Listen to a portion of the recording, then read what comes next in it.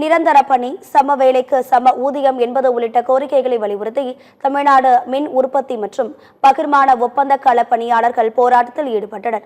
சென்னையில் நடைபெற்ற போராட்டத்தில் தமிழ்நாடு மின் உற்பத்தி மற்றும் பகிர்மான ஒப்பந்த கள பணியாளர்கள் 1000க்கும் மேற்பட்டோர் போராட்டத்தில் ஈடுபட்டு தங்களது கோரிக்கைகளை வலியுறுத்தி முழக்கங்களை எழுப்பினர்.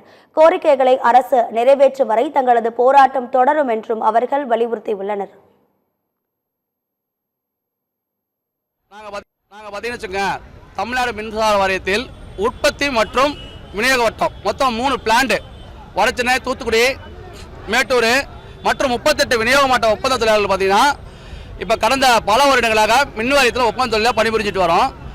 எங்களுடைய கோரிக்கைகள் பார்த்தீங்கன்னு வச்சுக்கோங்களேன், நீண்ட நாள் ஒரே ஒரு கோரிக்கை தான். எங்களுடைய ஊதியம் அரசு நேரடியாக வழங்கி எங்களை நேரடி பணி நியமனம் செய்யணும்னு சொல்கிறது தான் ஒரே ஒரு ஒற்றை கோரிக்கையை வலித்து தான் பல ஆண்டுகளாக போராடிட்டு இருக்கோம்.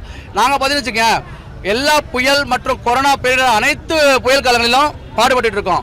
உற்பத்தி நிலையங்களில் பார்த்தீங்கன்னா கரி, தூசு, மாசுன்னு அனைத்து ஒரு ரெஸ்ட்ரிக்டட் ஏரியாவில் கூட இன்னமும் வேலை செஞ்சுட்டு இருக்காங்க. இப்படி பல ஆண்டுகளாக நம்ம தமிழக மின்சார வாரியத்திற்காக உயிரையும் பொருட்படுத்தாமல் நாங்கள் கொரோனா காலத்தில் ரொம்ப பாடுபட்டோம். ஆனால் தமிழக அரசுக்கிட்ட நீண்டெல்லாம் வச்சுக்கிட்டு இருந்த அந்த ஒத்த கோரிக்கையை மட்டும் இன்னும் தமிழக அரசு கண்டுக்கவே இல்லை. எங்களுடைய சம்பளத்தை எங்களுக்கு நேரடியாக கொடுங்க, தினக்கூலி அடிப்படையில் பணி நியமனம் பண்ணுங்க.